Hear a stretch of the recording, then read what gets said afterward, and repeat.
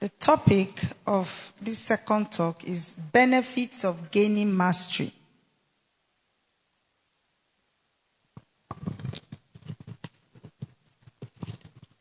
Benefits of gaining mastery. Let me welcome all of you officially to our 5 days prayer opera. I know that your life will not remain the same. There are not people who believe in what I have said. I'm not just saying it. I mean what I'm saying. For those of you who are attending for the first time, you'll be able to describe, not just the people attending for the first time. We had this last year, and people have been referencing that program. People are able to point at that program and say, after the 5 days prayer opera, my life never remained the same. My prayer life took a new turn, and so on and so forth. So those of you who are attending for the first time, you are welcome. You are in for an experience. And I want to encourage you to be open and make sure you maximize this retreat. I want to appreciate our pastor for the opportunity given, the platform to stand upon, to share the word. I don't take it for granted, and I say thank you, sir, for the privilege. Moving right ahead, I know we've had a talk earlier in the day where pastor began to talk to us about gaining mastery. And right about now, we want to know the benefits of gaining mastery. But before I move on, just to remind us, who is a master?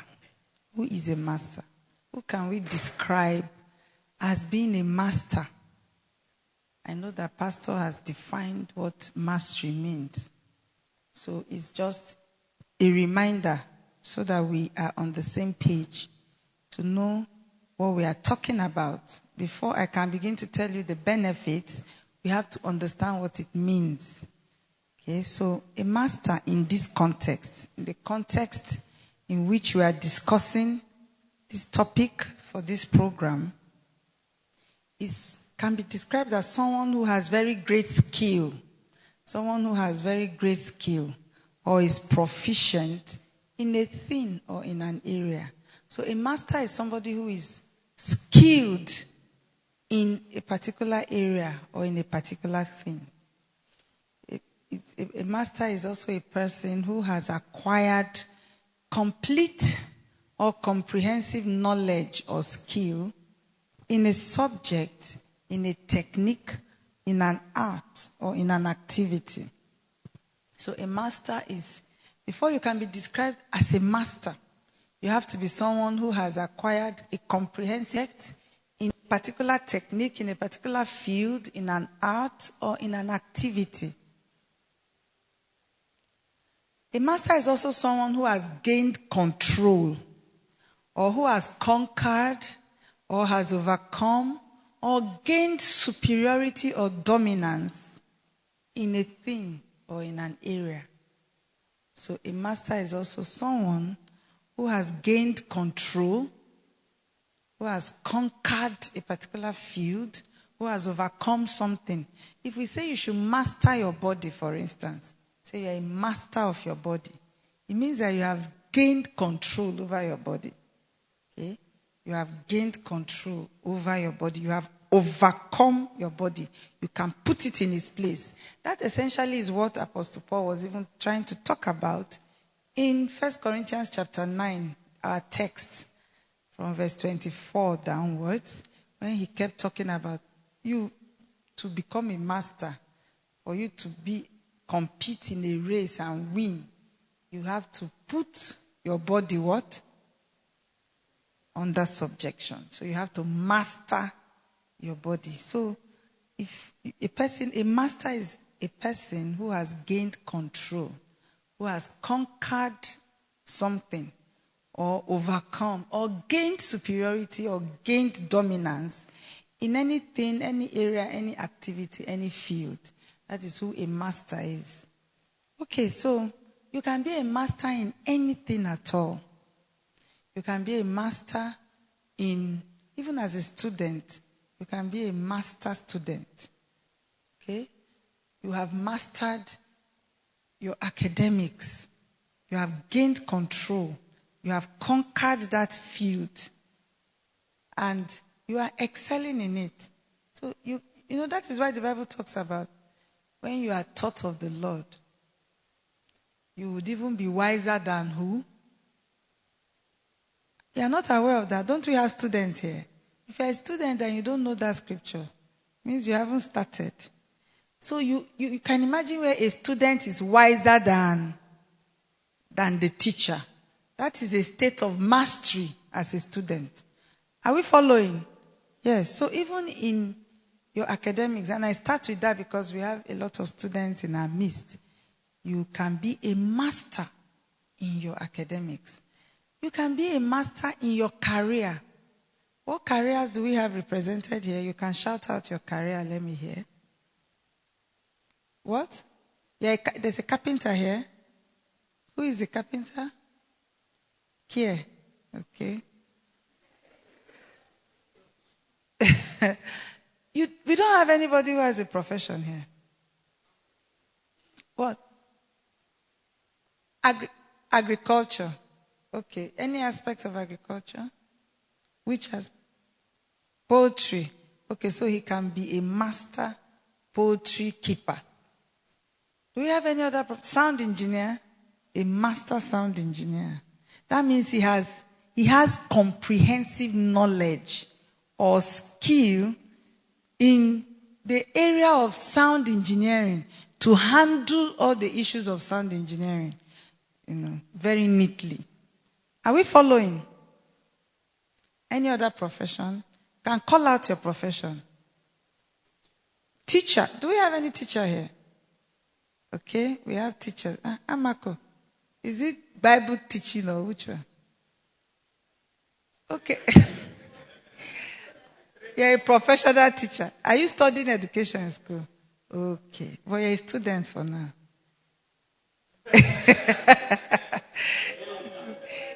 He's a final year student. Okay, well, he's a student. Whether first year, second year, third year, final year, quarter to go student. All are students. He should be mastering being a student and preparing himself to master his profession when he's done. Okay? So if you're a teacher, you want to be a master teacher. It means that you have comprehensive knowledge and skill in teaching. When you handle your students, they come out of the class with clear understanding of what you wanted to impart into them. You make your students love your subject. They may come to the class not knowing what to expect, feeling, "Oh, this course, I don't like it." But by the time they encounter a master teacher, even if it is mathematics or further mathematics, the children will do what? The students will do what? Fall in love with the subject. In a lot of our schools, we don't have teachers who are masters. The teachers just went to do the job, just like Pastor was describing this morning. Many of the schools around, they are just teaching because it's something they should do to gain some money. It's just a job. Are we following? They didn't go there to win. You remember when Pastor was teaching us that some people they go for an event, but they don't plan to win. And we had some examples like Nigerian footballers. They just want to go. If they can just qualify for World Cup, they are satisfied. If they can cross group stage, they have done so well. Even as they were traveling, they are not thinking they can win the World Cup and come back. Haba, how will they pass and go and win it? It's not that they don't have capacity, but that is their mindset. And they've not trained themselves to become masters. So they are not also expecting to win the cup, because you have to be a master to go home with that cup. And then he gave example of our politicians. A lot of them are coming out. You see all kinds of posters. In fact, I saw one of my former tailors. I saw his poster. He's going for governor. Smart. You haven't seen Smart's poster?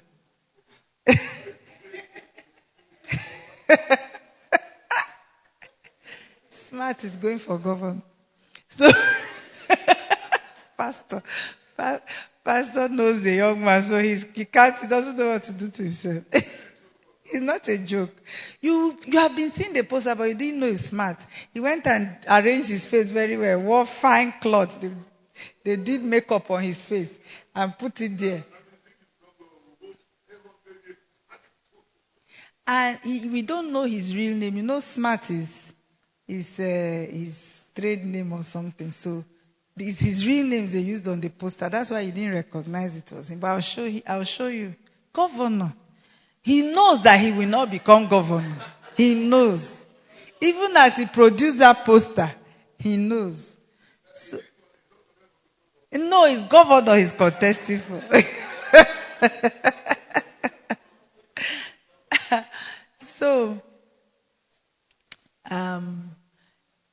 that is the same way a lot of teachers in our schools, they didn't go there to teach or to win as teachers. They just went because there's no job, nothing else to do. So when they go, they will earn some money, at least be earning something. So when they go to class, they just go. They can't impart any serious knowledge or inspire the students to arise in whatever they are teaching. But I don't know if you've ever encountered a master teacher in your life. If you encounter a master teacher, you will know that, because you will fall in love with that subject matter. Because the person has comprehensive knowledge about the subject matter. And the person is skillful in passing that knowledge to other people. That is a master. So you can be a master in your career. Which other career is represented here?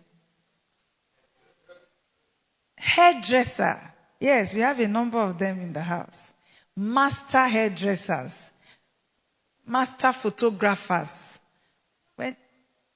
Master doctor. Okay, who are the doctors? Yourself inclusive? Okay, some people are already medical doctors.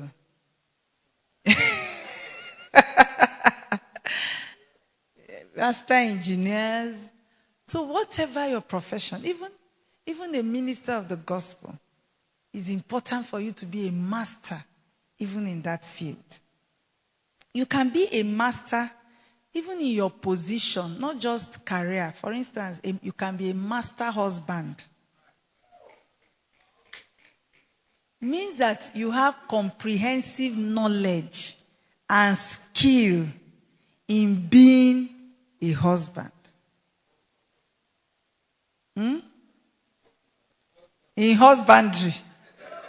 In wife husbandry. You have knowledge and skill to be a husband. You are a master in that area. Then you can also be a master wife. It means that you also have comprehensive knowledge of how to be a wife. And knowledge is not enough. You also have the skill to execute your role seamlessly as a wife.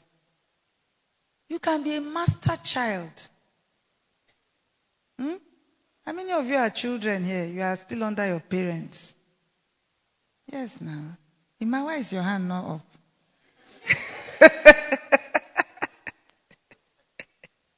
I try to figure it out. Are you not under parents? Eh? Talk now, let me know. Exactly. As far as I know, you are under myself and pastor for now. So you have the knowledge and skill to execute your role as a child, as a sibling. So in any area, what I'm trying to just explain to you is that in any area of life, you can be a what? A master. You can be a master friend. A real, true friend. You know how to be a friend to somebody. Are we following? And God is desiring mastery from us. In everything that you are. In what way can you describe yourself? You remember when the Bible tried to introduce some people. For instance, Nicodemus. In John chapter 3. He started by telling us that there was a man, a Pharisee, a teacher of... So you see all the descriptions of that man. Now, how can you be described? In what way can you be described? For me, I can be described as, if you want to describe me, say, that woman. So I'm a woman, isn't it? Yes. The wife of Pastor Chuk. So one of my descriptions is a wife. Okay. The mother of, then they can list my children. So I also have a role as a what? As a mother. So I'm a woman, a wife, a mother. Then you can say, oh, she's assisting her husband in the church. She teaches growth class. That is my role, another role, as a teacher of growth class. Then you can say, oh, she's a doctor, a consultant who works in so place. That is another role. So you can see that one person, you can have several roles and descriptions. I am the daughter of Mommy Veronica Enewa Luma. You have seen all the ways that can be described.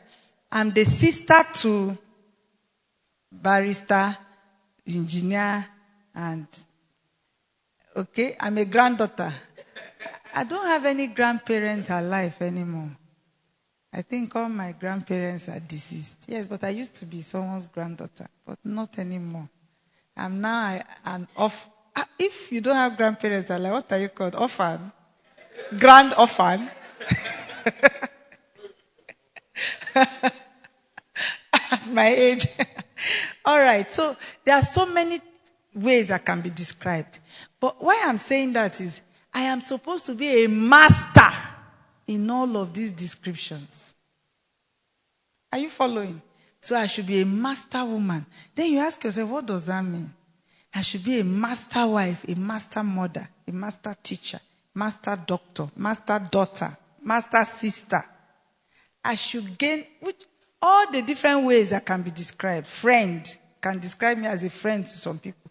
I should be a master in all of those areas.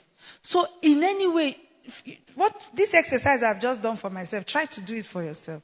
In what way can you be described? What are your identities and your roles? You should be a master in all of that.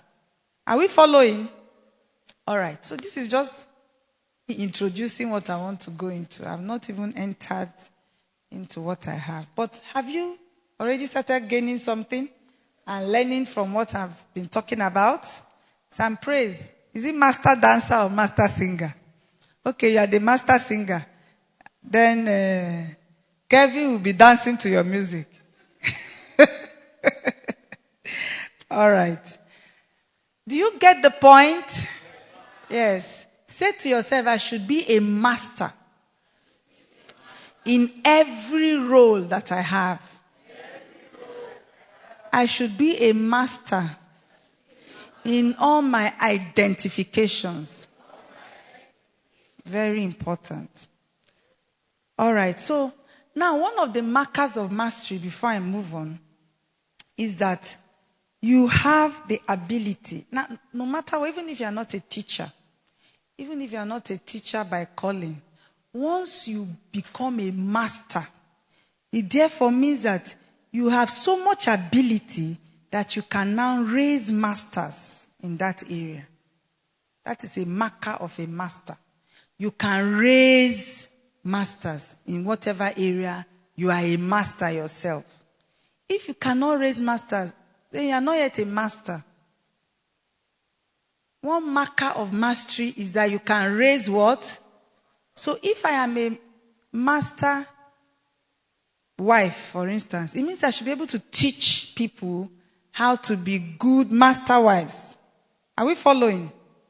So by the time you become a master, you have ability to raise masters in the area where you are a master. Another marker of mastery is that you are the best in whatever area that you have mastered. Okay? You You have reached the zenith of that field or whatever that is. And you are the best or one of the best. Okay? In that area. You are a reference point in that area. If they want to talk about master mothers, they will mention your name.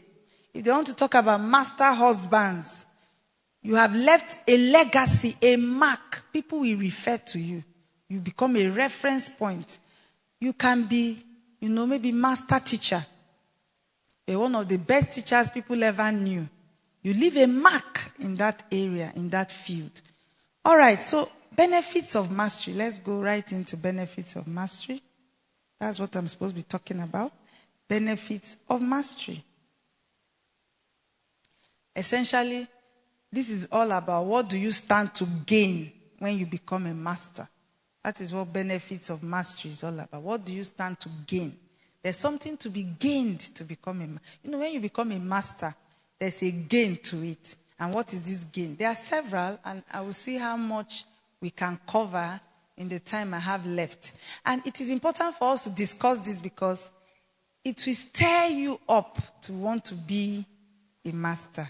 When you realize what there is to gain, what you stand to benefit from achieving mastery, then perhaps you will leave here today determined to be a master in your life, to be described as a master at some point in your life. All right.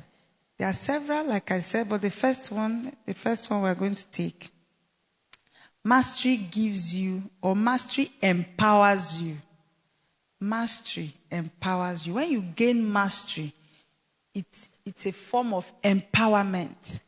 When you gain mastery, you become empowered. So mastery empowers you or gives you empowerment. Meanwhile, empowerment is the authority or power to do things. The authority or power to do things. To be able to make things happen or take decisions or get things done. That is empowerment. Okay? It's the process of becoming, stronger. When you are empowered, it means you're strong, you're confident, and you can take control of your life and the lives of people around you. That is empowerment. Are we following? When you are empowered, it delivers you from being, I'm just looking for the words to use. Sometimes words are difficult. When you lack empowerment, you are subject to anything. You are subject to anything at all. Any rubbish, any unpleasant circumstance, you will just be subject to it. But when you are empowered, you can take control of circumstances and ride above them. Are we following? Now, one of the commonest empowerments is which type? Which type? Commonest form of empowerment is what? Finance, economic empowerment. Okay? Now, let's use economic empowerment to show you what I mean. When you are empowered economically, you can take control and make your own choices. You can make your own choices because you have the economic power to do what? To make those choices. But when you don't have economic power, you cannot make the choice. Okay, for instance, if let me use an example. There's an occasion in your family and you people are planning. Now, you cannot come and be saying, you don't have money. Then you are saying, let us use, what's the most expensive event center in town? City Bay. You now are the one shouting. Let's go and use City Bay. Okay? And maybe the people that even have some money are saying, no, let's try to conserve resources and use.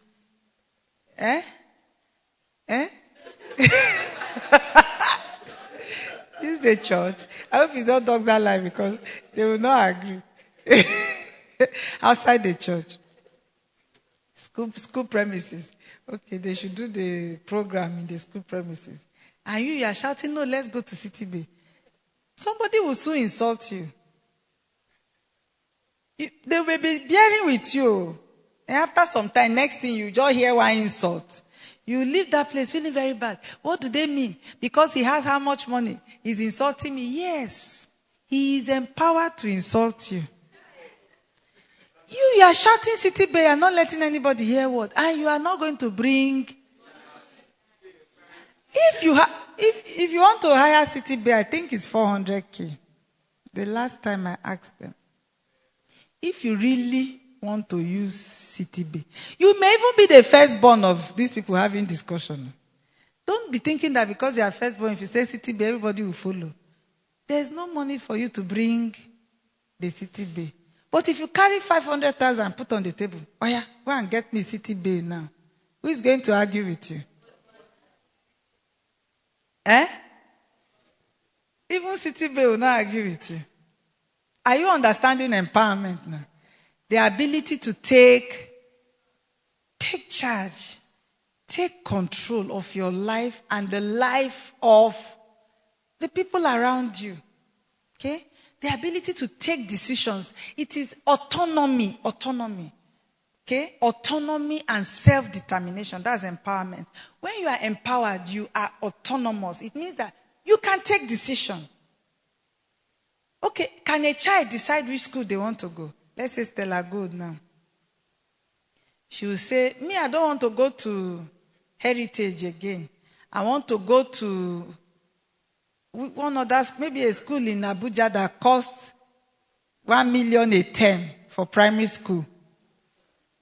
That is the school she's going to go. She's not going to agree. She can make all that noise. Who is going to answer her? Because she's not empowered to take that decision. Are we understanding? She doesn't have the power to take that decision. She doesn't have the resources or even the maturity to make that choice. Okay? Then you can say, oh, me, I want to go and school abroad. I'm going to do my university abroad. What? Imaya laughing. Is it not a good dream? It's a good dream now. I know why you are laughing. Because there's no power to do it. Isn't it? You don't have the power to get it done. You may desire it much as you want. But if you don't have somebody who is going to sponsor you to go, you may not be able to go. So, are you beginning to understand what empowerment is now? This is just financial empowerment. There are several other types of what? Empowerment. But I just wanted to use financial to show you or to describe the meaning of empowerment to you. So, when you are empowered, you have autonomy. When you talk, people will do what? And then you can act. One of the most important things about empowerment is that you can do what? You know, there's a lot of noise we are making these days about empowering the female, empowerment of the female. Have you been hearing things like that? Empower the girl child, empower the woman. Okay? Because women have generally suffered from lack of empowerment. They don't have economic means a lot of times. They don't have a say, no political empowerment, no psychological. In fact, any aspect of empowerment you want to look at, women have seemed to be low on that ladder. They cannot make decisions or take choices many times. Where you see a typical scenario where a woman lacks power. Okay, so people say empower the woman, because when you empower the woman, you empower the whole family and things like that. And I can give you examples of what happens when you lack power as a female. You know, it's what I confront every day, because maybe because I'm a doctor of women, so we encounter these things on a daily basis. And one of the major killers of women is lack of empowerment. Women literally die because they don't have power. Okay, so a typical example would be, especially when I was in the north, it happens even here, but when I was in the far north, maybe Sokoto, you won't consider Jos as far north, but it's more northern than here. You see a lot of this scenario. A woman is laboring at home, and she cannot go to the hospital because she doesn't have the money to go. And her husband must say, go to the hospital before she can go. And the husband is not around. Then she's laboring and the labor has obstructed. And they cannot go to the hospital. They cannot take decision. See, the woman, in some of those cultures, women cannot take any decision at all. She can't even get up on her own and say she's going to hospital because she's sick. She has to wait for husband to come and give permission before she can go. So usually by the time the husband comes, the matter is out of hand. When they come into the hospital, the woman is sometimes already dead. You just say, this is BID, brought in dead. Or she's so sick that salvaging her becomes a problem. Especially when it's a bleeding case, you know she will probably bleed out before she gets to the hospital. And you see all the time women suffer, even their children, because the child can be very sick, but they need that power from the husband before they can act. The husband is not around. They are never around. I don't know where the husbands always are, but they are never around. So the child is convulsing and almost dying before they can get to hospital. I don't know. Are you understanding power? But if the woman is empowered, she can act and save her life and the life of her children before her husband will come back. He should come back and appreciate her for acting like that. But that's not the case. Okay, so when people don't go to school too, when you are illiterate, you lack a certain power. When you can't read and write, you lack a certain... The whole world goes by you because you don't even know what's happening. Okay, so this is just describing empowerment. But let me tell you, gaining mastery is a powerful form of empowering yourself. No matter your previously said limitation, whether you're a female, whether you're an illiterate, if you begin to do anything and you become a master in that thing, it helps you to overcome the things that are naturally supposed to be what? A limitation. You may have an illiterate woman who didn't go to school, but she starts trying to help herself, maybe sell akara, and she becomes a master at making akara. All that limitation of her being a poor woman will soon finish. Because she's a master in that field, so she's going to enjoy the benefits of mastery. All the benefits we are going to be talking about, including empowerment. Are we following? You see this kind of woman. Have you not seen some of them? We know some of them now. When we were growing up, you saw them. They literally built their home. From what? Akara proceeds. People will there's one near where my sister used to live in Abuja. Pastor, you can remember those ones near. People used to travel from all parts of Abuja to come there. Early in the morning, you see cars line up. If you don't go there on time, no akara for you. And if you go, you may have to join the queue. In fact, people were not cooking breakfast. You know, this fast life, when you go to these big cities, this fast-paced life they live, you won't have time to cook breakfast. They will come out and buy akara for the whole family. All of them are inside the car, husband, wife, and children. They have their bowls where they will put the pap and they buy akara and pap. The children are eating breakfast and the husband and the wife have their... And they move on to where they are going. These people were making money. Making money because there are other people there selling akara. But there was something about this woman's akara. She was a master in akara making. When you eat the akara, and then they had varieties of, it's not just pap. They had, what's this one they make with rice? Kunun jeda. Then different types of pap. I also heard about one woman that was a master in selling granite, boiled granite. She made a lot of money. I heard about her. She was in Kaduna then. If you see her, she has a stand, a big shed. They have granite boiled at different... For those who like it almost raw, and all the other shades in between, to those who like it... People were lining up to buy granite from that woman because she was a what? A master. Yes. So when you become a master, you are empowered. Let's read Galatians 4, 1-2. When you are empowered, you have the ability to have a say. Did you get that from all I've described about empowerment? You have a what?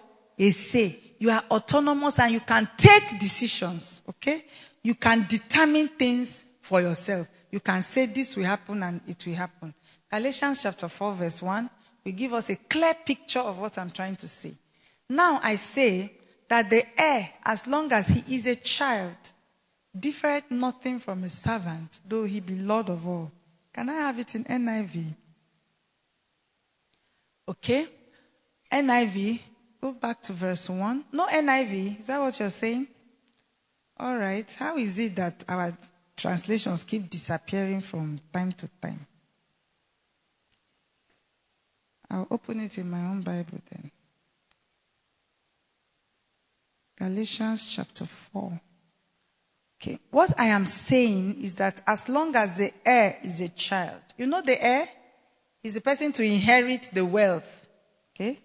He is no different from a slave, although he owns the whole estate. Okay. So the problem here is that the person, the heir, is a what? Is a child. He's not a master. He's not a what? He's not a master. Why are you sleeping?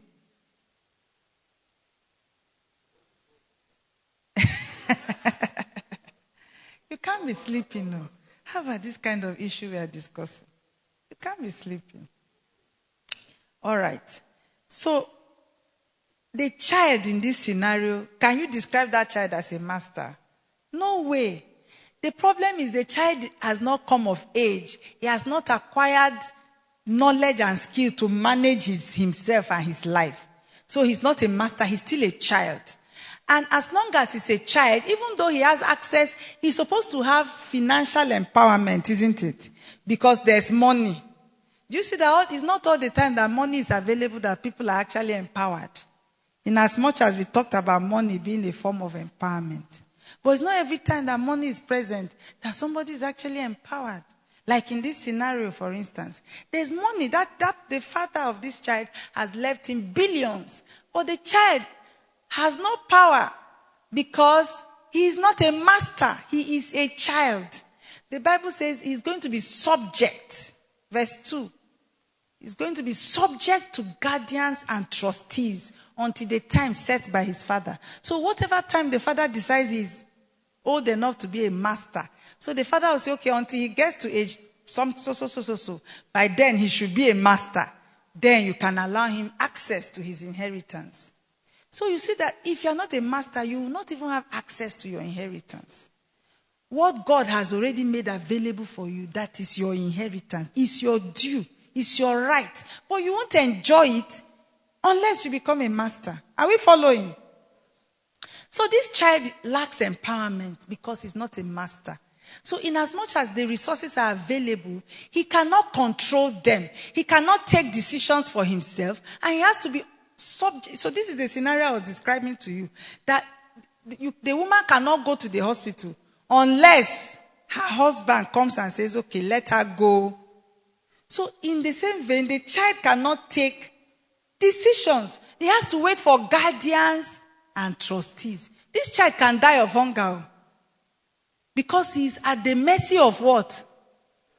So if the guardians and trustees are not responsible people, the child can die of hunger. The child can, in places where these things happen, you see it's a real situation, it's a real problem. It's a real problem. I've heard of stories where people leave money for their children, not this part of the world usually, but it happens here too. And there's a stipulation. Say, maybe a daughter, for instance, she cannot inherit until she reaches also age or until she gets married. Then she's now there suffering. The guardian is just dealing with the person. She can't even have money to get any reasonable thing done. She can't sign any document, even though they are her own. Because the law is obeying the dictates of or the will of the father. Said that she cannot have any access until she's married. You know what I've heard some of those ladies do? Maybe when they get to around 18, they just beg somebody to marry them so that they can gain access to what is their own. Marry, and they enter into another dimension of problem. So you see that gaining mastery is so important in empowering you. When you are a master in any area, you are a master. You are empowered. You can take decisions. People will listen to you. When you talk, people will move. You can take charge. You can now begin to control things, and you will no longer be subject to any kind of thing. So when you are not a master, you are subject to elements. That's verse 3. Go to verse 3. Verse 3. Okay. So also, when we were children, we were in slavery. When we were children, we were what? When you are not a master, you are in what? You are in slavery. Okay? Under the elemental spiritual forces of the world. You can imagine. So you are just you are at the mercy of anything when you are not a master. All right. Number 2. Mastery gives you the ability to solve problems with ease. That essentially is the definition of mastery. But it is also a benefit of mastery. When you are a master, you are able to solve problems with ease. You know what to do, and you can handle issues easily. This is proficiency, like we said. Mastery is also proficiency. So when you are a master, problem solving becomes cheap. You know the way problems can give you headache? When you have a problem or when there's a challenge, the way you are so perturbed. When you are a master, you begin to see that problems are not an issue anymore. So you see that the reason why something is a problem at a particular time is because you are not a master. Are we following? You guys are too quiet. You have to indicate that you are following. What are you saying, Vera? Is entering. So you are just chilling. Okay. It's like, let me give you this typical example. You know, the older you get, the things that used to be problems when you were smaller, they cease to be problems. Okay, they cease to be problems. And it is a problem at that age before because you did not know how to solve it. It was a perplexity to you. Okay? For instance, let me use Stella Gould as an example. She's a child. She's 8 years old. Now, she has her jotter. She comes to church with the jotter. But any day she forgets that jotter at home, her whole day is spoiled. You can imagine that you forgot your jotter, then because of that your day has spoiled. Can you even fathom that? That's because you are now what? Older. You know that that's a very simple issue to solve. Highest, you can borrow paper from somebody and write whatever. But, you know, no matter how we convince her that relax, it's not an issue. And from where we are standing, it really is not what? She's going to cry. When you now threaten her with, if you cry here now, you know, that's what I will say. If I catch you crying, I'm going to beat you. That's because I can't understand why you are crying over Jota. But in her mind, she'll probably be saying, why does this my mother not like to understand something? This matter is a very serious matter. My Jota is at home. It's over to understand with me. She's even threatening to beat me on top. It's probably what she may be saying in her mind. And you'd have been preferring solution. You say, okay, look, let's do it like this. You even have 5 solutions on the table. She's not even going to be able to engage with any of them. Her mind is on that until she sees that Jota at home. She will not be okay. And her whole day will be spoiled. She will go to children's church, come back with a long face, and her whole day is messed up. Over something that you are wishing that, I wish those are the kind of problems I have in my life. If they say, what is your problem? I say, my biggest problem is when I forget my Jota. How sweet will life be? But for her, at her level, that is a what? But when she gets older and gains mastery over certain things in life, that cannot be a problem anymore. So when something is a problem for you, it's because you have not gained. Do you believe it? When you gain mastery in that area, it ceases to be. In fact, I can relate with this very clearly. I remember when I was training as a gynecologist, when I started my training, there are some cases when they bring the patient comes. Usually will be, maybe as a house officer, I was first on call. You are the first person to see the patient. Once you see the case, you want to die yourself. It's like, this is. Only for your maybe senior registrar to just come and smile and solve the problem. You just be feeling foolish. Because the thing was a big issue in your eye. And they always tell you, well, as a house officer, when you see a patient, you must call the registrar. So there's hierarchy. You call the registrar will come. You see that the registrar will make input. You will see the patient and you will make your plan of treatment. Then when you finish making your plan, your last item on your plan is inform the registrar. Then you now go and call the registrar. Say, please, I have a case like this. When the registrar comes, he will ask you what you've done. He will look at the patient. He will add more. He will change some things you did.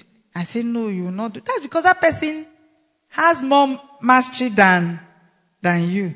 He will change one or two things, add some things, and he will also make his own plan, which now we include call the senior registrar. Then he will finish and go and call the senior registrar. By the time the senior registrar comes, by that stage, the treatment of the patient is almost perfected. By the time he makes his own input. So, but if the senior registrar doesn't know what to do, and they call the consultant, it means that matter is what? Serious. Like I'm a consultant now, so if I'm on call, and they call me, it means that the matter is. Sometimes when they call me, it will not even be a serious matter. I'll be like, what is you people's problem? Do like this, do like that. And they'll be shocked, like, how did you just know what to do? You cannot compare me with you now. you is 2-3 years into the thing. I've been at it for how many years? Between 18 to 20 years. So you cannot compare. I can see a patient coming from that distance, and I'll tell you this is what is wrong with the patient. But the patient is sitting in front of you. You have clacked and examined the patient, and you still don't know what is wrong. But I can see the patient from a distance and tell you, this is the problem the patient has. Why? Because I am considered a what? A master in that field, in obstetrics and gynecology. By the time you become a consultant, you are a master. That's a zenith that you can reach. Are we following? So you can, in fact, as a consultant, any decision you take is correct. That is the way it is looked upon. Once a consultant, if a senior reg does something and they say, why did you do this? Say, my consultant said I should do it. The moment you say, my consultant said I should do it, everybody will do what? Everybody will keep quiet. So, when you are a master, you can solve problems. And I really desire to master in my field, because when I was a house officer, I didn't like the fact that when I see some patients, I won't know what to do. Or I will see the issues will look so big in my eye. And I want to help the patient.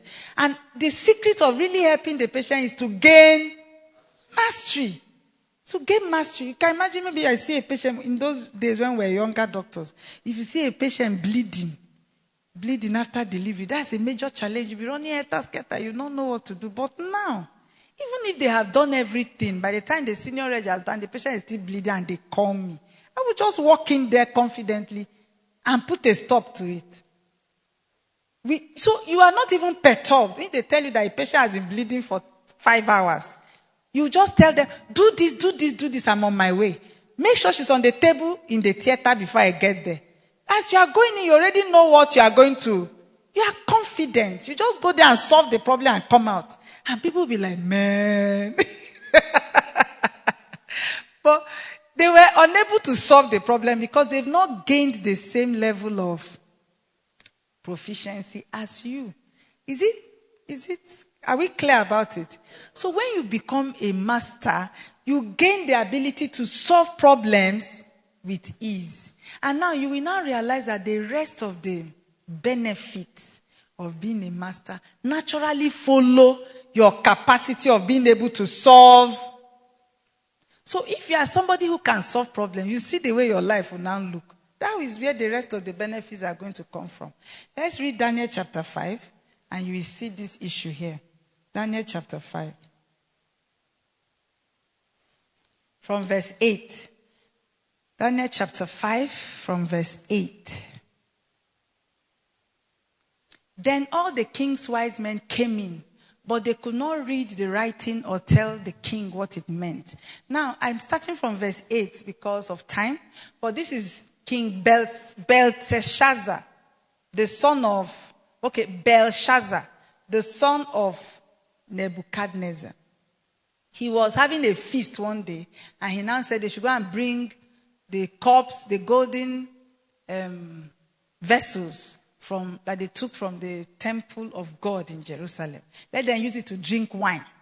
You know, those are holy vessels, and you want to use them for mundane things.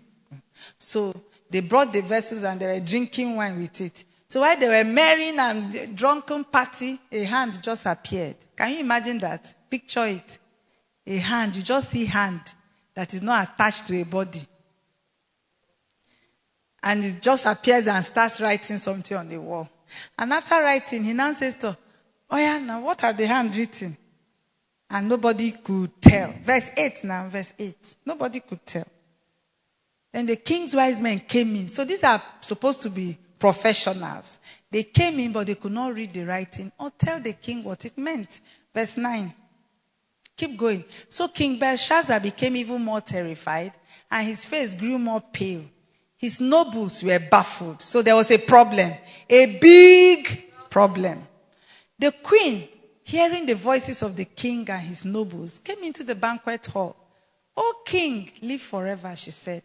"Don't be alarmed. Don't look so pale. There is a man in your kingdom who has the spirit of the holy gods in him. In the time of your father, he was found to have insight and intelligence and wisdom like that of the gods." Can you imagine? That can be the description of a master. When they say that you teach as if God is the one teaching. That you sow as if God is the one that sowed it. That when you see a patient as a doctor, it's as if it's God that saw the patient. That when you sing, it's as if God himself was the one singing. Are you getting another definition of a master? Yes. That is a definition of a master. That he had intelligence and wisdom like the gods. He was a master in this field of divining things and interpreting mysteries. He did it exactly as if it was God himself doing it. So King Nebuchadnezzar, your father, the king, I say, appointed him chief of the magicians, enchanters, astrologers, and diviners. So you see what became of Daniel that time, during Nebuchadnezzar's time, because he was a master. He was made the chief. That's why when you know how to solve problems, that's why I said the rest of the benefits we derive from this particular benefit of a master being able to do what? That's why you are a master now. You can solve problems, difficult challenges with ease. So, you know what was happening is that Daniel came to Babylon in the days of King Nebuchadnezzar. He served King Nebuchadnezzar. But by the time King Nebuchadnezzar died and his son took over, he was not a member of the cabinet. The king didn't even seem to have known him. Okay, it was the queen who came to draw his attention that there's such a person and you have to summon him. Move on. Quick. Verse 12. Should I go to my own? Are you there? Okay. Let me just go to mine. We need mastery in our projection. This man, Daniel, whom the king called Belteshazzar, was found to have a keen mind and knowledge. Okay? and understanding, and also the ability to interpret dreams, explain riddles. So you see the area that Daniel was a master. He could, are we following? He could interpret dreams, he could explain riddles, and solve difficult problems. So you see the description of a master. Somebody who solves what? Difficult problems. Call for Daniel, and he will tell you what the writing means. That's what the queen told him. So Daniel was brought before the king, and the king said to him, "Are you Daniel, one of the exiles my father the king brought from Judah? I have heard that the spirit of the gods is in you, and that you have insight, intelligence, and outstanding wisdom.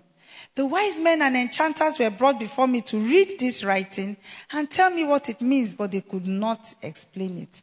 Now I have heard that you are able to give interpretations and to solve difficult problems." Can you solve difficult problems? Ask yourself that question. In whatever area, do you know how to solve difficult problems? When some of you or some of us, when you see a problem, you just collapse.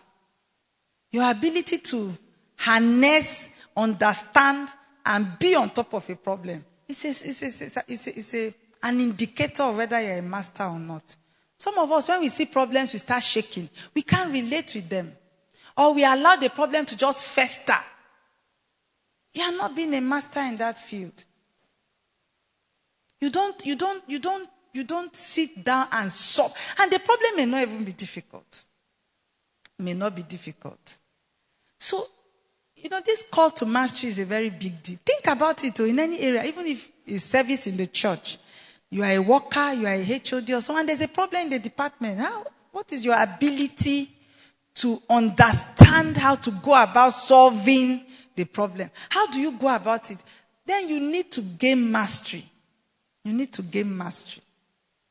I remember one time I was not getting, I don't know how to say it without giving away the department, but they were supposed to be, there's no way I can say it. If I say it, you will know the department that I'm talking about. Maybe I should just say it.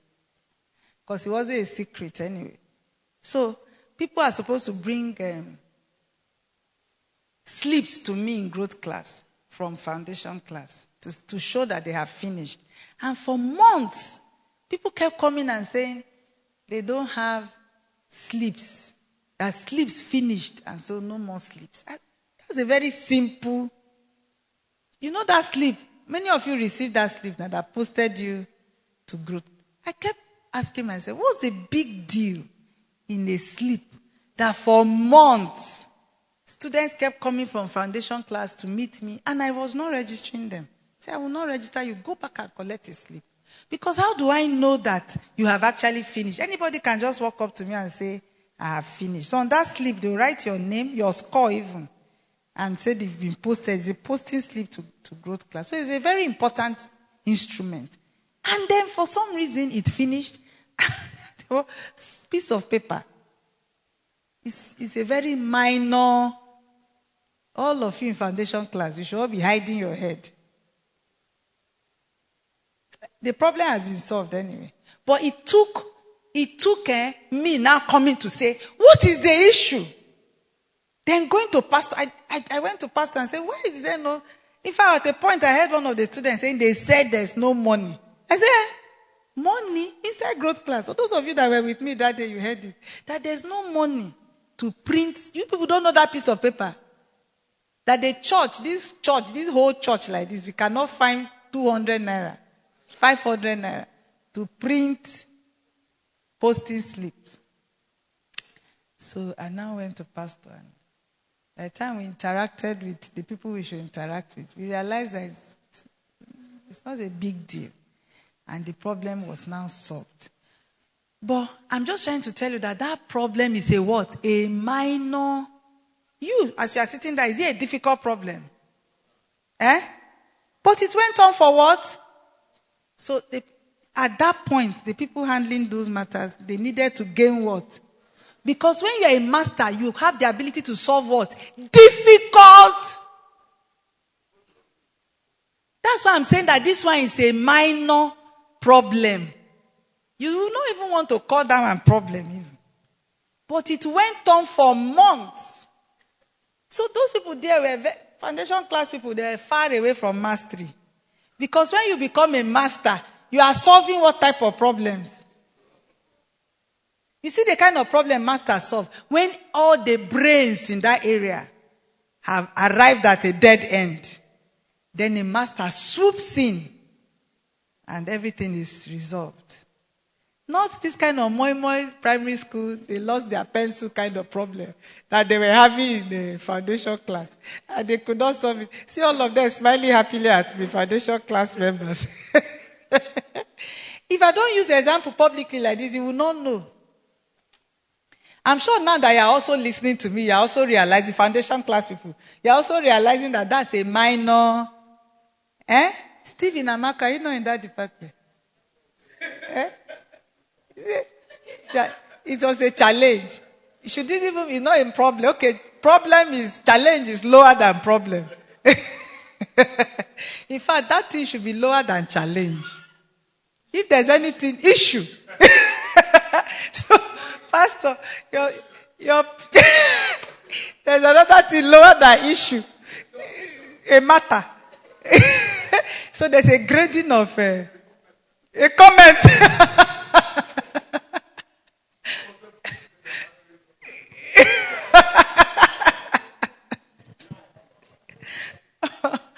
Oh dear. But I'm telling you, the thing those of you who finished foundation class that time, you knew for months you could not be posted to growth class. All right. For you to be a master, you have finished this kind. They can't be mentioning this type of thing near you. It's difficult problems that you handle. Okay? So just move on. Okay, we are back to that verse 11. I thought we moved away from there.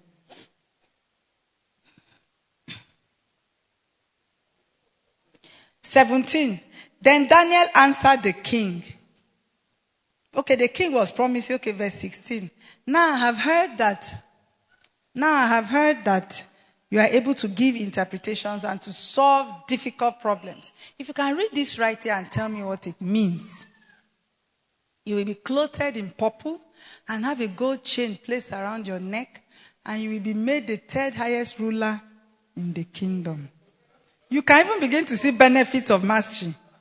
That's why I told you that the majority of the benefits of mastery derive from your ability to solve difficult problems, because that is what marks you as a master. Verse 17. Daniel answered the king, "You may keep your gifts for yourself and give your rewards to someone else. Nevertheless," that's a master. That is a what? That is a master. If it's you now, hey! You will come and collect very well and roll on the floor. Oh, you even charge them. That, okay, king, bring the things first before I tell you the meaning. There's no mastery. When you're a master, when you're a master, you are an empowered individual. You don't need people's... I don't know how to put it. You will tell a king to his face, keep your gifts. Give it to somebody else. You ordinary 100,000, they will tell you to collect 100,000 and change a figure. You will change the figure. You are not a master. It's the same reason why somebody will tell you, come and sleep with me so that I will give you good grades. It's only a student who is not a master that can be a victim to that kind of thing. If you're a master student, that you are even wiser than that teacher, is it not those ones failing that they come and be telling them those kind of rubbish? Yes, because it's not possible for this person to fail. So you will be subject to all kinds of useless things when you are not a master. When you are if your teacher is not gay, he will call it, and you are a man, he will say you should give him money, Abi. If it's a girl that he's dealing with, he will say, offer your body. Not so. And you will get such offers because you are not a master student. Nevertheless, I will read the writing for the king and tell him what it means. All right, so jump to verse 25. The next thing he started telling him, this is how your father was. Your father did not know God. God humbled him and did like this with him. And you saw this whole thing. And when you became king, you could not honor that God. And now, this is the inscription that was written. Mene, mene, tekel pasin. Move on. This is what these words mean. Mene, God has numbered the days of your reign and brought it to an end. Tekel, you have been weighed on the scales and found wanting. I think I've told you people before, I don't know if it's in church, that we are constantly being weighed on scales. Move on. Your kingdom is divided and given to the Medes and Persians. All right, you know that exactly this happened. That night, this king died that night. To show you that Daniel really is a master at what he does. Not so? All right, so you see that because he was a master, he solved that problem without blinking. He didn't even say, let me go. You know, when he was not yet a master, he said, wait, he was still growing in mastery. He said, wait, let's go and pray. Give us some. Do you remember that one? Nebuchadnezzar's time. He wasn't even aware that anything was happening.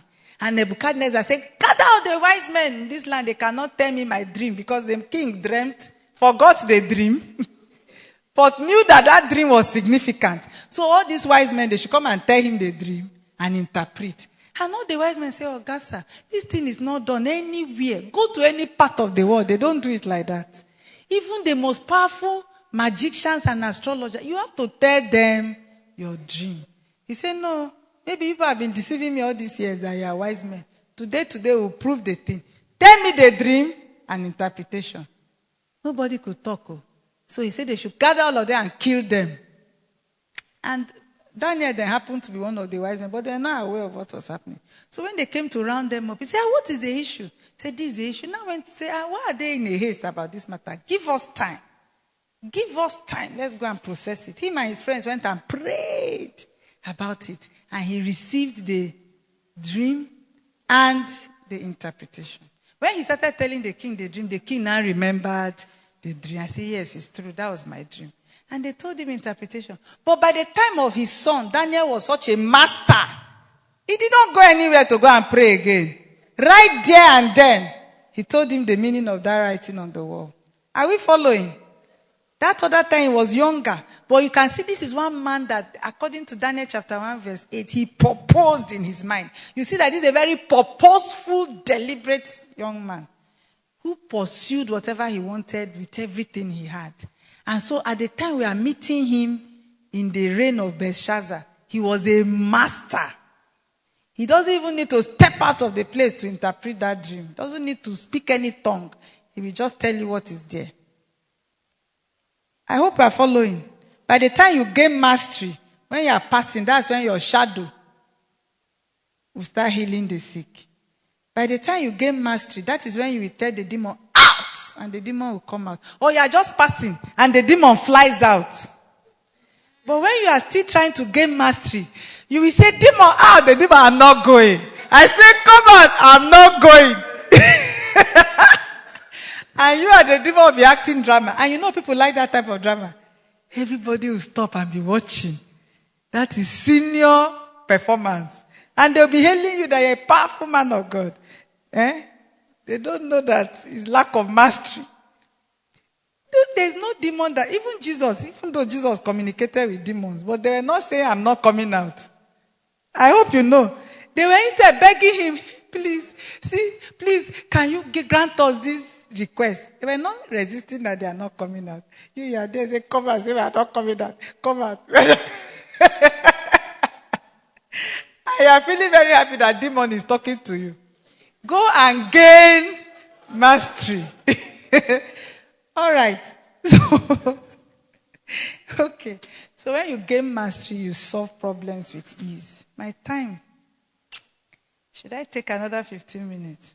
Should I go on? 15 minutes. Okay, thank you, sir. Mastery improves your productivity of fruitfulness and harvest. Number 3, mastery improves your productivity your fruitfulness, and your harvest. When you are a master, your productivity generally improves. And it goes with what I'm saying. If you just follow what I've been explaining, you can see it's a natural consequence. Like, even the example I use for me personally as a doctor, growing in my field, I'm able to do more for patients now than I could when I was a younger doctor. Are we following? Yes, I'm able to do more. So when you're able to solve problems, generally your productivity does what? Improves. And your fruitfulness and your harvest increases. Can we quickly look at 2 Timothy 2 verse 6? So if you want to be productive and you want to be more fruitful and more productive, pursue mastery. You can imagine that you are producing some fruits right now when you are not a master.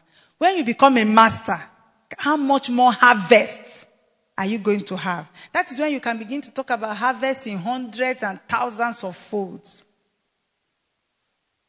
When you are a master. 2 Timothy 2:6. He said the hard-working farmer should be the first to receive a share of the crops. That talks about what? Productivity. Talks about fruitfulness. So when the farmer who is hardworking, this is one of our texts. We are just not reading the whole thing. We read from verse 1 to 7 in the morning. Okay? But what you get out of this verse is that the farmer who is a master, we receive crops. He will even be the first person to receive what? The harvest, the crops. So productivity or fruitfulness and harvest is a natural consequence of mastery. You cannot see a master who is unproductive. It's the term unproductivity does not tally with mastery. They don't go. In fact, as Pastor told us yesterday, those two things are mutually exclusive. Okay? 2 Peter chapter 1 verse 8. 2 Peter chapter 1 verse 8. 2 Peter 1:8. For if you notice another text for this topic that we read in the morning. If you possess these qualities. This was a scripture where we read this morning that faith alone is not enough.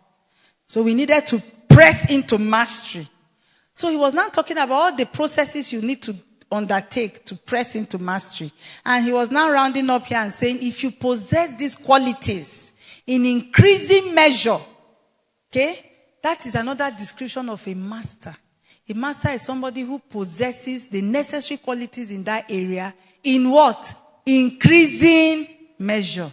Somebody who possesses the qualities, the necessary qualities. For if you say, I'm a master wife, it means I possess the qualities to be a good wife. In what? Increasing measures. That's another description of a master. So if you possess these qualities in increasing measure, they will keep you from being ineffective and unproductive in your knowledge of our Lord Jesus Christ. So that is what I'm saying, that mastery and unproductivity are mutually exclusive. They don't go hand in hand at all. You cannot be a master and be unproductive. That is what I've just shown you. You can't be a master and be ineffective. Anytime you are doing a work and you are not effective in that work, you lack mastery. What you need to strive for is what? Mastery. Mastery. So, productivity, fruitfulness, and harvest is a natural consequence. Number 4. Mastery brings you opportunities. Mastery opens doors and brings you opportunities. In fact, royal opportunities. Royal opportunities. We see this over and over in the lives of Daniel. That's just the story I read to you now. You saw what happened. He was forgotten by this particular king. He had served the father of this man, and this man had forgotten him. But when the chips were down, who did they run to? Daniel. They ran to him. So he got a big opportunity. He even turned down that opportunity, I'm telling you. But he had a royal opportunity. Because of what? Mastery. It's the same thing we see in the life of Joseph. We're going to read the story of Joseph. I hope we'll get there. But I really want us to. Okay? So brings you opportunities. Proverbs chapter 22 verse 29 says, do you see a man skillful in his work. NIV translation. King James says diligent. So you begin to understand that diligence is one of the ways to gain what? Skill or mastery. So do you see a man skilled in his work? That skill there is mastery. He shall stand before what? Kings. He shall not stand before men or mean men, as NIV puts it. Okay, so mastery opens doors, gives you opportunities, royal opportunities that you can never imagine. Just because you're a master in an area, it opens a lot of doors. When people are looking for somebody that can solve problem in that area, people will say, call this person. Call this person. If you're looking for someone that can do a complicated hairstyle for a particular event, say, call Vera. Yes. Maybe one day now, Vera continues to pursue mastery. Because I have watched her grow. From when she will make hair, I'll say, lose that hair. I can't carry this thing you made. You won't believe the journey we have been on. Until where she is today. You just tell her what is in your mind and she interprets it accurately. It's such an appreciated capacity. It means that she's growing and gaining what? Am I doing free advertisement for you? You'll be surprised one day. Maybe I will go to government house and first lady will see me and say, this hair. Because anytime people say, you, this woman, your hair, who makes your hair? Say, I want, and I'll go and bring her and carry to where? That is how mastery travels or takes you traveling. Opens doors and opportunities. Because she may not have any reason to enter government house. But the people that she makes their hair, some of them can access the place. And somebody there will notice them and demand this person, go and bring. Maybe me too, I'll benefit. First lady will say, take, I give you 200,000. Go and bring that your hairdresser for me. I know you are busy. Just create time. Say, bring her also time. Then I say, Vera, come. And now she's very wise. When I say come, she drops everything. And it's not like those days say come. 2 days you've not seen her. I will even answer her. She has missed opportunity. I'll just go and look for another hairdresser and say, see, you are not the one they were looking for, but don't form my hand though. But she will come. And she will not know why I say come. Say enter car. And then we appear where? Government house. To go and make the first lady's hair.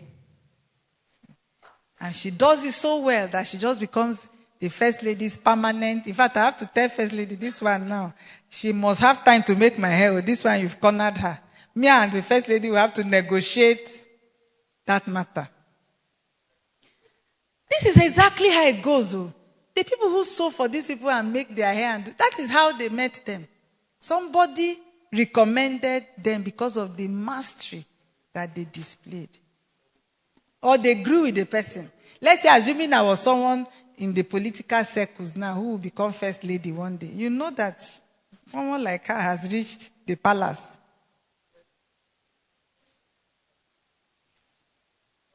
So, you see what mastery does? But if she's not the first hairdresser I've had, I just dismiss them. Dismiss. I try dismiss. Even the people who sew for me, sometimes I dismiss them. But when you gain mastery, you are not dismissible. People cannot just dismiss you like that because you are a master. When you see a master, if you stand before a master, you can't dismiss them like that too. When you see them at work, you are in awe of them. When you see a master at work, you are in what? You are in awe. You cannot write them off. Are we following? All right. Now, which number am I? Number 5. Mastery makes you relevant. It gives you perpetual relevance. You never fade from the scene. You'll be relevant today. You'll be relevant tomorrow. You'll be relevant next tomorrow. Because a true master, a true master is somebody who even defines the pace in that area. By the time I say this is the way it is, everybody will key in because I'm a master. You never lose relevance. I don't know if you're following. So you keep evolving. You keep evolving. In fact, you yourself are the evolution. By the time you now say, this is the way, let's say I'm a master in music. You know that some people who are masters in music, some mistakes they made become celebrated forms of music. Meanwhile, it is a mistake. But the thing became celebrated. People now started trying to sing like that. Because who sang it? Became a modulation. Because it came from a master. If it is you who is just starting to sing that did like that, people go and sit down in one place. But when a master does it, it becomes another thing entirely. It's a redefinition of how things should be done. That's who a master is. They redefine the pace for everybody. So you can't lose relevance. You can't. If you don't want to fizzle out of significance as a person in your life, you must be a master. You must be a master. We see that especially in the life of Daniel. How many kings did Daniel serve? Who knows? How many kings? Daniel was somebody from, they were teenagers when they took them from Judah to Babylon. And he was a teenager when the king Nebuchadnezzar encountered him. They trained him. For how many years did they train Daniel them? 3 years. You should pay attention now. I'm doing quiz here. How many years did they train Daniel? 3. It's only small children that know. So, So, he was trained for, him and his group of young men were trained for 3 years. At the end of their training, they were given jobs appointed and all of that. And Daniel grew in the ranks. And he served kings. And he was so relevant that from generation to generation, he had a big post, always. The only time that he seemed not to have been so important was the son of Nebuchadnezzar's time. But at the end of his life, he was honored. Daniel was still honored at the end of that king's life and given significant recognition. And he served so much that he was almost like a second in command in many regimes. How many regimes? He served from that age around 1920 when they came in as teenagers, 16, 17, trained for 3 years and started working at about 1920 till his old age. He was a government official, a prominent one. Have you ever, it doesn't happen now. Even here in Nigeria with our politics, it doesn't happen. But this man, because of mastery, remained relevant. How many kings did he serve? Or 5. Okay? 4 to 5. The Bible has records of 4. Nebuchadnezzar's son, Darius, and Cyrus. But there's one other king he seemed to have served in between Darius and Cyrus. Evil Melodrach or something like that. Okay? And that one, the Bible didn't really talk about that person. But in history books, it's listed as being the king between those two. He reigned briefly anyway. But Daniel served him as well. So he served at least 4 kings. And perhaps up to 5. So he never ceased to be relevant. And that is what mastery will do for you. Now the rest, I'll just read them out and use one scripture to tie all of them. That will be number what? Number 6. Success, fame, status, and wealth typically follows being the best. Okay? You can write it down like that. That's number 6. Success, fame, status. Those of you who want to be famous, you want to have status. Let people know you. Young people these days, that's their greatest heart cry. To be known. Almost everything they are doing is so that they can be. And they are making a big mistake. What they need to do is to pursue mastery. Success, fame, status, and wealth typically follows being the best. Typically follows gaining mastery. That's number 6. Number 7, mastery brings promotion. Mastery brings promotion. Mastery brings promotion. So mastery will give you success, fame, status, wealth. It will also bring promotion. promotion. Number 8, mastery is a key to great honor. It's a major key to great honor. You know, when I was preparing this message and praying and pondering, I began to understand that God really means us to experience honor this year. It became so clear to me, and all I could do was, oh, Father, I thank you. I thank you. You really want, this year, as you proclaimed it, is really our year of what? Honor. You want to decorate us with honor. That is why he's beginning the year by teaching us how to gain mastery. These things are not a coincidence. In fact, I was just like, wow. I was in awe of how Pastor received this whole thing. Because mastery is a major key for what? For honor. When you become a master, honor is the natural consequence of what will follow you. You know, I was saying yesterday in church during my announcement, when Pastor said it was preaching announcement. And I was telling you that when you receive honor, when you are honorable, it changes your experience of life. The way you're going to experience life will be completely different and more pleasant than if you did not have that kind of honor. And gaining mastery brings a lot of honor. In fact, it's like an easy route to what? To honor. So if God begins this year, express way to gain honor. If God begins this year from the 3rd, today we started hearing, yesterday we heard from 1st and 2nd, he hinted us, honor is in store for you. And after hinting us, he launches us immediately to gaining mastery. It means he really wants us to receive or experience honor.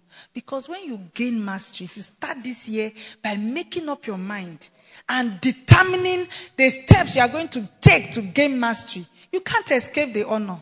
You cannot. I know that the time given to me is gone, but please, if you can be permitted to read this scripture, I want to show you everything from number 6 to 8. You will see it in the scripture we are going to read now. Success, fame, status, wealth, promotion, honor. You will see it at play in the life of this young man, Joseph. And I want us to read it so you can see it with your eyes. That's another man that reminds me of the kind of oppression of Daniel. Let's go to Genesis chapter 39. Genesis chapter 39. Genesis 39 from verse 1 to 6 first. Okay, are we having issues? Let me go there myself. Genesis chapter 39. Okay. Now, Joseph had been taken down to Egypt.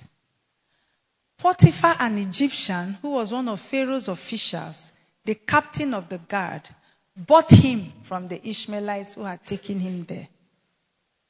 Joseph was a slave. This type that they buy with money. I hope you know that slave and servant, they are not the same. Servant, you pay servants. They serve you, you pay them. When they don't want to serve you again, they will go. Not so. But slave, you buy with your money. You don't pay them. They are your property. That was exactly what Joseph was. A slave. Somebody that, you know, if you draw the hierarchy of empowerment, probably slave will be the lowest rank of people that have no power at all. Even children will rank higher than slaves. Even women will rank higher than, I think maybe, I don't know the way you arrange it, but we put women, children, then slaves. If any of them gains mastery, they will leave that rank and go up. Are we following? Even a woman who gains mastery will leave that rank and become an empowered person. And here we begin to see that a slave can become so powerful that he experiences all kinds of things that slaves cannot even fathom, because it's not in their realm of existence. The lot of Joseph is not the lot of normal slaves at all. So let's begin to read. This is one young man that had mastery, and we saw all of these things bring about so many benefits to him. Okay. The Lord was with Joseph and he prospered. This is when we began to understand that slaves can prosper. And he lived in the house of his Egyptian master.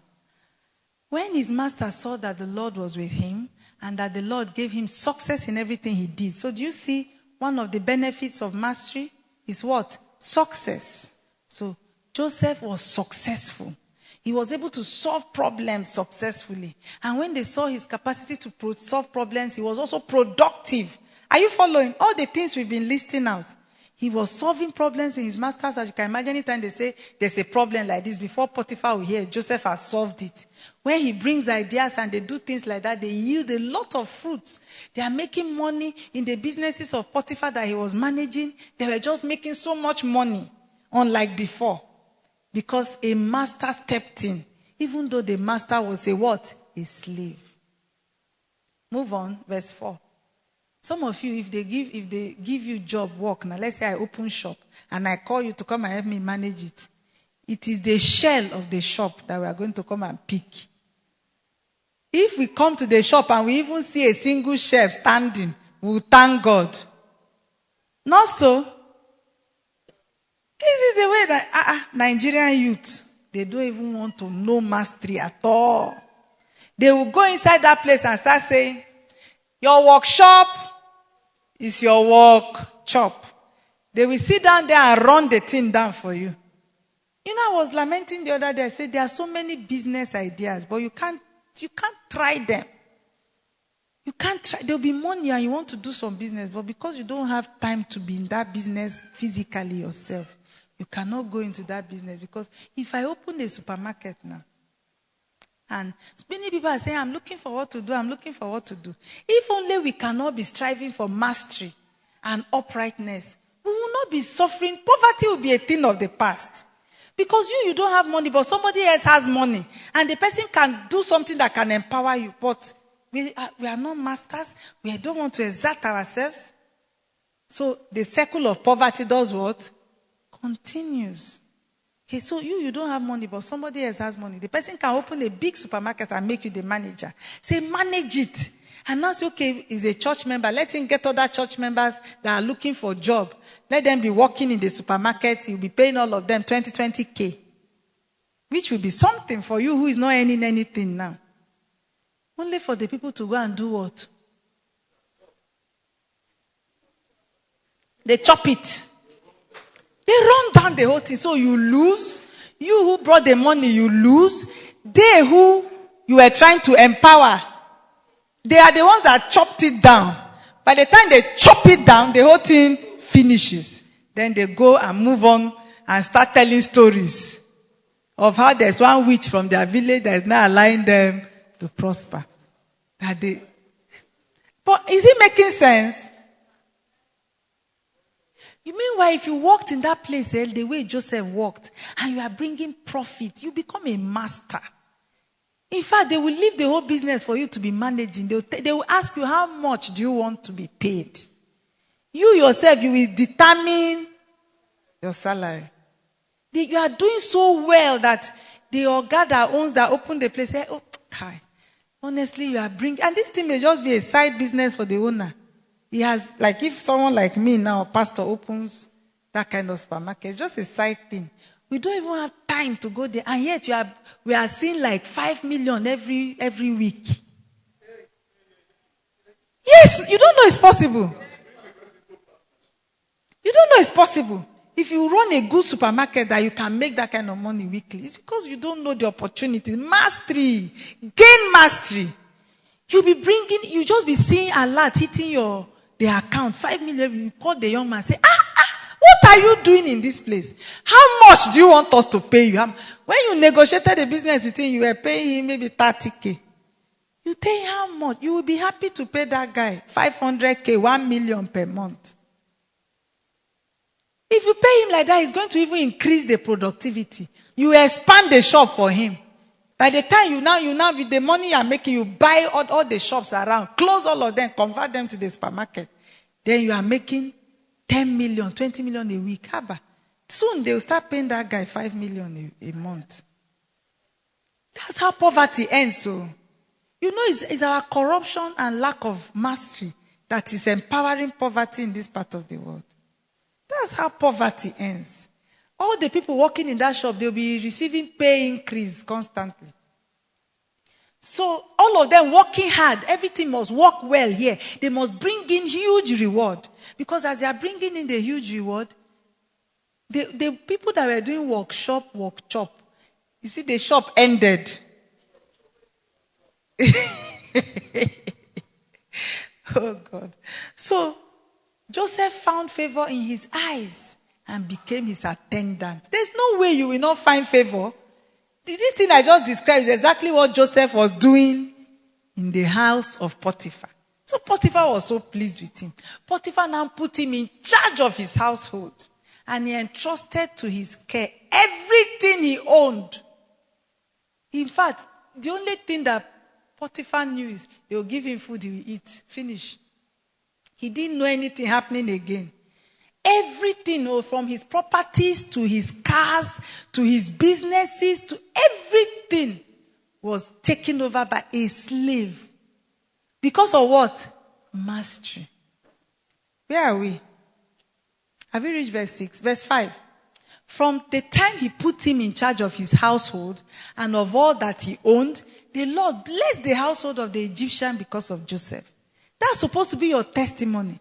We should be able to say, since the day you joined that department, everything has changed. Since the day you became HOD of that department, everything did what? The Lord blessed the household of the Egyptian because of Joseph. The blessing of the Lord was on everything Potiphar had, both in the house and in the field. You see, the business and the household, because he encountered a man who was a master. And Joseph was very young. When you hear Joseph's age, you will bury your head under the chair. So he left in Joseph's care everything he had with Joseph in charge. He did not concern himself with anything except the food he ate. Is that not what I just told you? It's only the food they used to come and give him, he will eat. He didn't know what was going on again. Now Joseph was well built and handsome. So temptation entered from there. And you know the rest of the story. Joseph now ended up in prison. Take us to verse 20. But you see, that's why I say you can never, what was that thing? You can't dismiss a master. You see, when this thing happened to Joseph, he was unfairly accused. He was sent to prison. It will look like the end of the world, isn't it? But you can't extinguish the fire of a master. You cannot dismiss a master. You will see what will happen to Joseph. You know the story. Joseph's master took him and put him in prison. This same Oga that he brought a lot of prosperity to. The place where the king's prisoners were confined. But while Joseph was there in the prison, verse 21, move on. We're going to go to verse 23. While Joseph was in the prison, the Lord was with him. He showed him kindness and granted him favor in the eyes of the prison warden. You see, when you read some of these scriptures, you begin to understand some of the things that help you to become a master. One that we have kept encountering is the spirit of. We saw that with the story of Daniel, and we're seeing it here again. So you now know that you in this era, these people were Old Testament characters. So we now in this era, do we have any excuse not to be masters? You can speak in tongues. You can talk to God and say, Baba, come and sit down. You know, that's how we relate with God. And I say, Baba, sit down, let's talk. Okay, Baba, I'm sitting down, can we talk? We can relate with him like that. So what's our excuse? That we cannot be masters. So, going on, I think these are our people. All right, let me read. Use my own. Verse 21, that's where we were. Verse 22. So the warden put Joseph in charge of all those held in the prison. Do you see another thing that has happened to Joseph? He was put again, what? In charge. That's promotion. In the Potiphar's house, he was put in charge. In the prison again, he was put in because he was a master. So promotion. Status. Status, you know, that putting in charge talks about the status I told you about. It talks to the promotion we have talked about. And he was made responsible for all that was done there. So just like Potiphar did, this Joseph, I don't know, this guy is such an excellent fellow. I've not been able to fathom this young man. I keep studying him and I'm in awe of him. Do you know that anywhere he goes to, he produces this effect where the person just relaxes. He was such a master, such an efficient fellow that the person he's serving has rest. You know, it's like if God wants to bless you with rest, he sends Joseph to you. Before you even hear that, okay, let's say in my house, let me use my own house for example. If something goes wrong, maybe they'll say generator is having issue.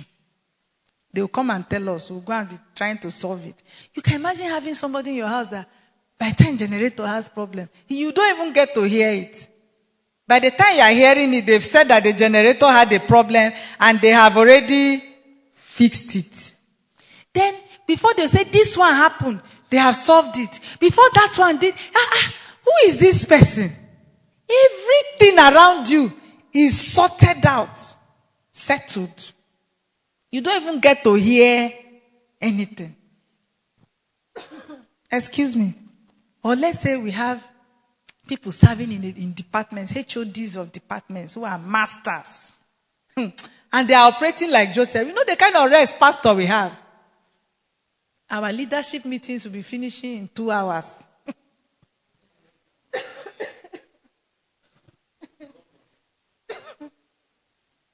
This is why we need to gain mastery. As we are still struggling to gain mastery, when we come, 8 o'clock, we will start 11, 8 a.m. we are still here. 9 sometimes. Trying to solve. Somebody will come and stand and be itemizing their problems. And the pastor will say, what do you think is the solution? He said, that's why I came to tell you people.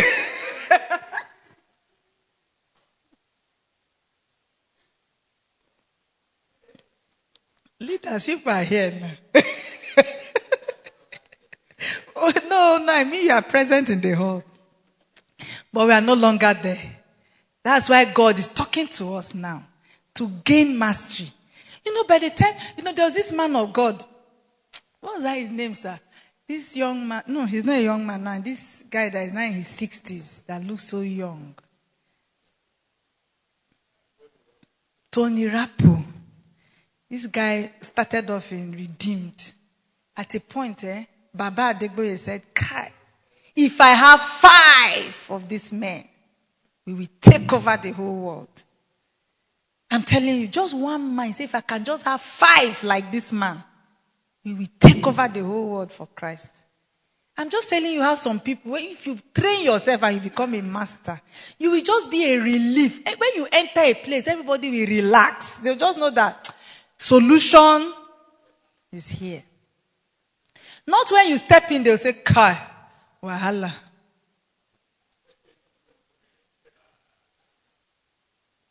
So this is exactly what people that encountered Joseph were experiencing. He arrived in Potiphar's house, and Potiphar sees running about. He just started experiencing rest. All he cared about was the only thing was to carry spoon and feed himself. That's all.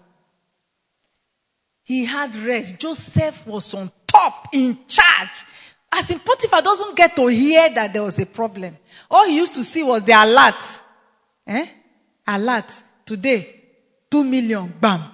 3 hours later, 5 million, bam. That's all he was seeing. I'm just trying to bring it home to us. Are we following? He wasn't aware of problem or challenge. Joseph, in fact, Joseph will not allow anybody go to Potiphar. If there's a challenge, where is the challenge? Let's go there. He solves it. Another person, he put Joseph in charge. So everybody was reporting to who? Now, Joseph went to prison. And what was happening in prison?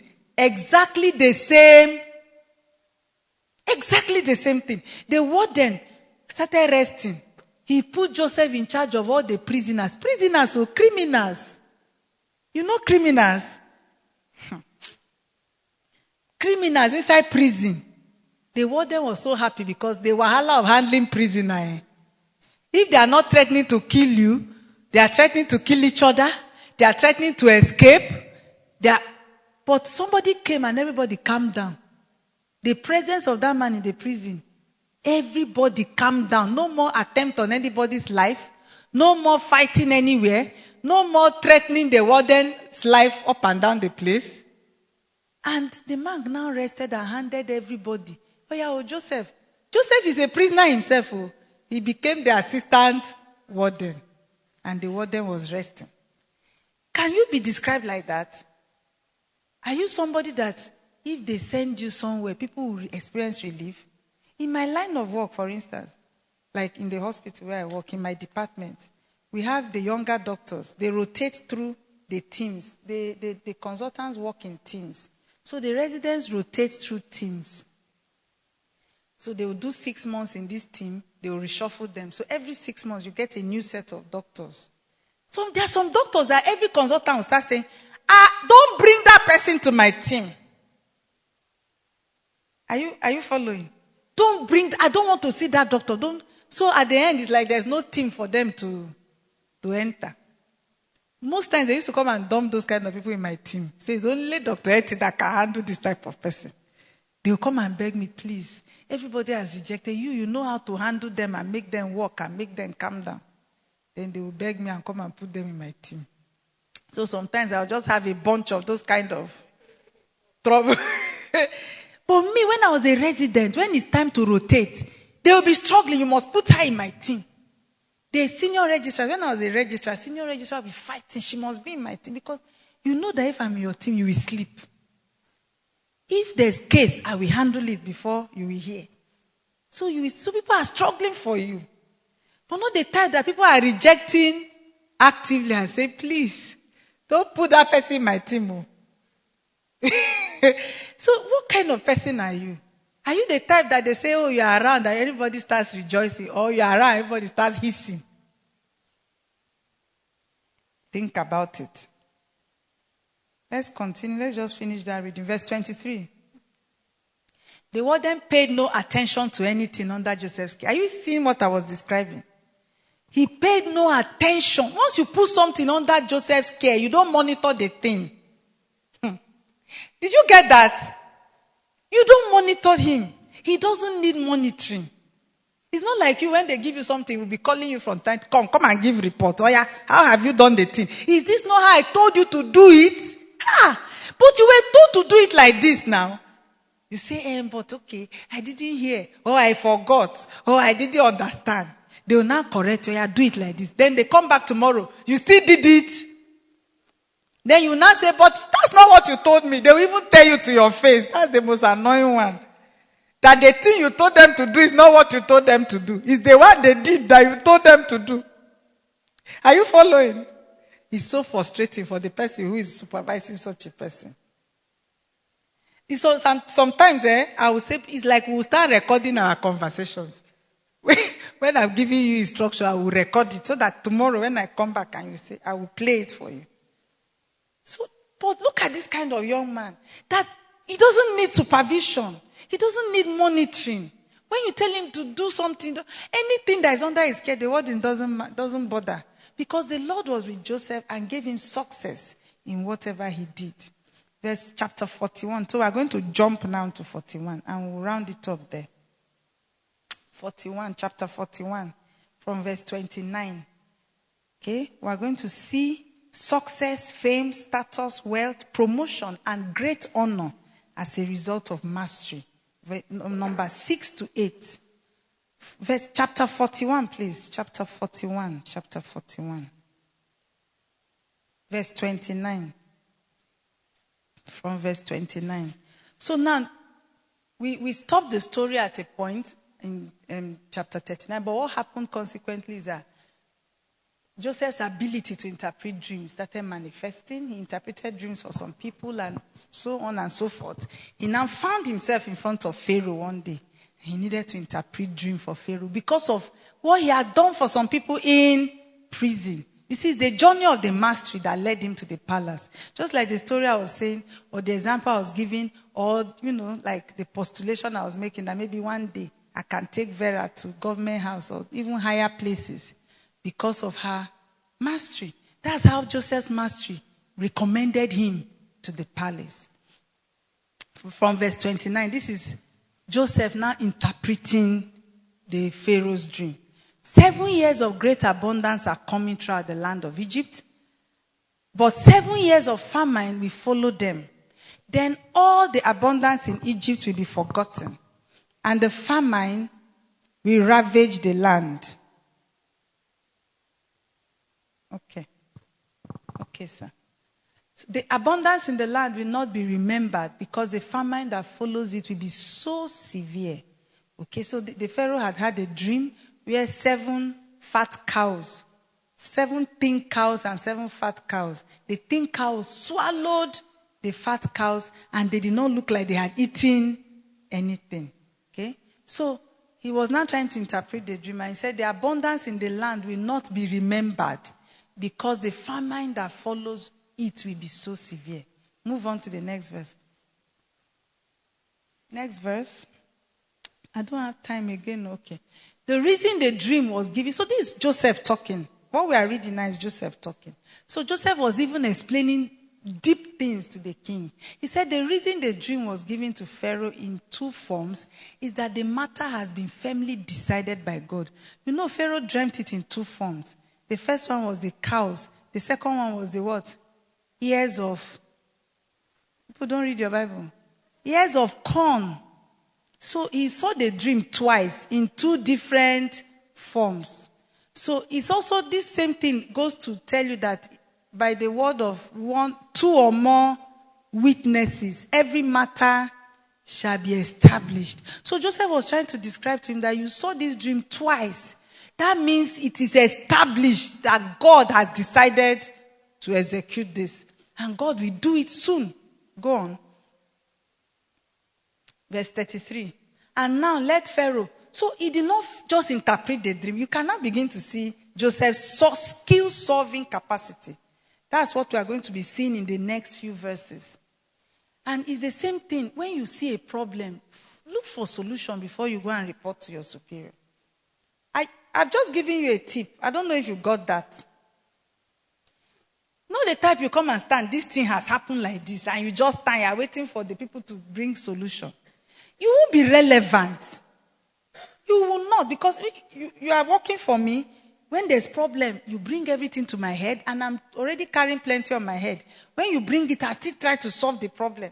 But if you come, you say, there's this problem, and these are the options I think we can go. In fact, you may even say, I've tried this one, and it is already looking like it will work.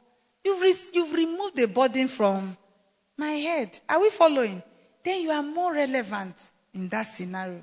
But to just come and narrate problem, you don't even have idea of how to solve the problem. That is not excellence and is not mastery. A master does not operate like that.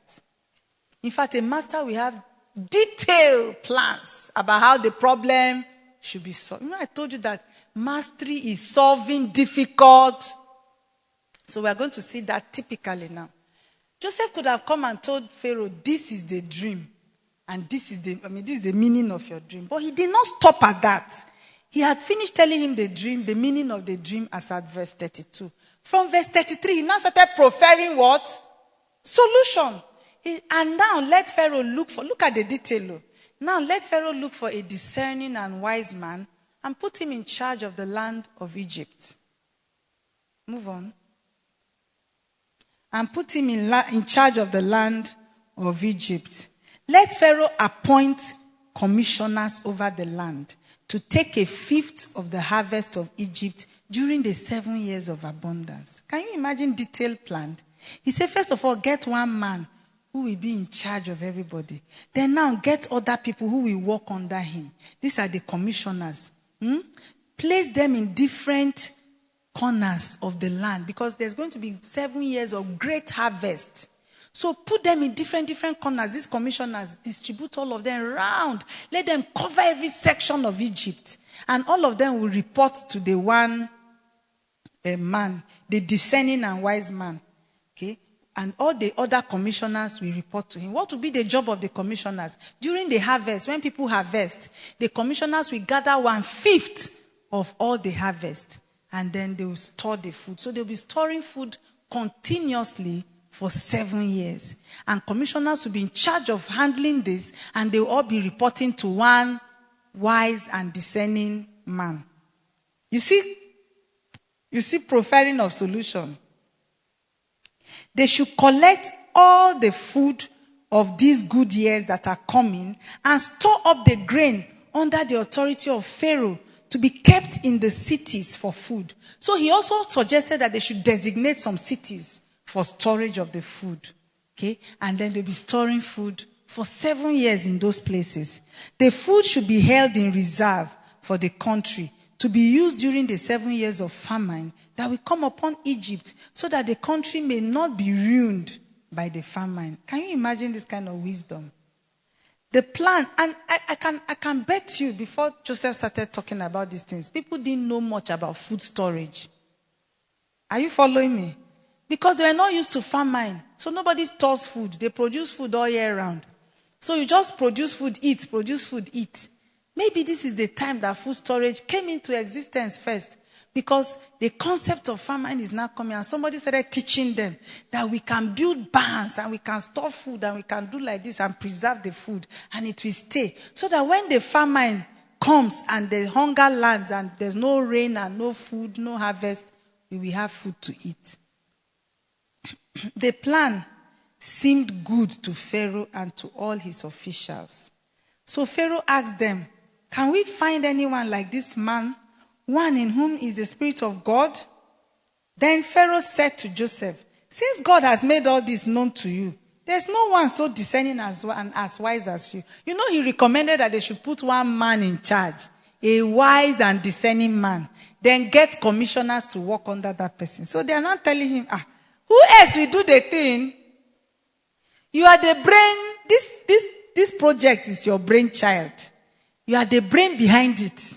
You are the one who conceived it. Nobody will know it like you. You will handle it. You are the wise and discerning man. But if Joseph had just interpreted that dream and gone away, would this opportunity have come for him? No. And that is why we said that gaining mastery opens royal opportunities. If you just interpret dream and go away, you have not reached the level of mastery yet, especially this type of dream. If you interpret it and go away. A master will interpret and now prefer solution. So Pharaoh said, "You shall be in charge of my palace and all my people." Can you imagine? The work that they said the wise man should do is different too. Pharaoh is now increasing the scope of Joseph's work. The wise man that Joseph was talking about is just somebody who is going to come and manage harvest. But now Pharaoh is saying this man is too wise. If he manages even my own palace and my own government for me, I will rest. He quickly identified that ability Joseph has to make his masters rest. And Pharaoh too, who doesn't like rest? If you see somebody that will do all your work for you, you'll be resting. Would you like it? Yes.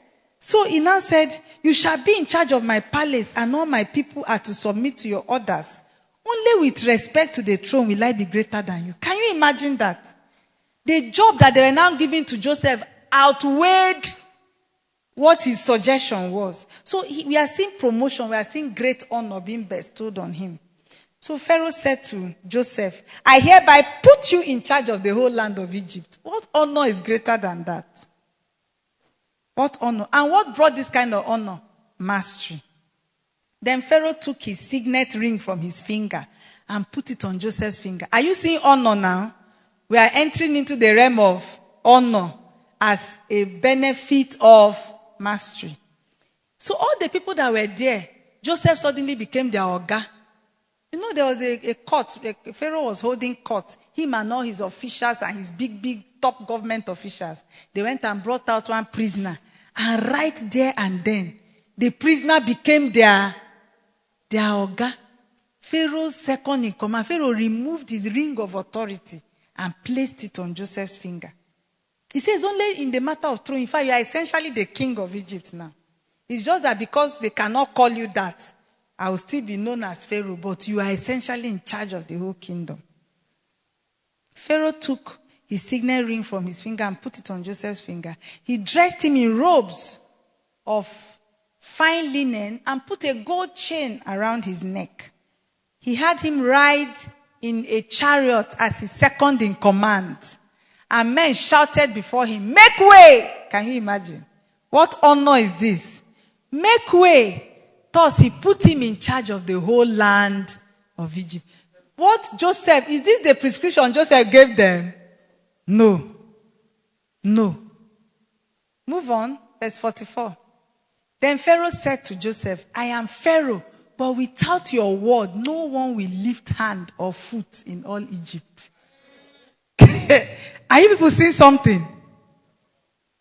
He said, me, I am the Pharaoh. But even me, I will not lift foot or finger or lift hand except you tell us to.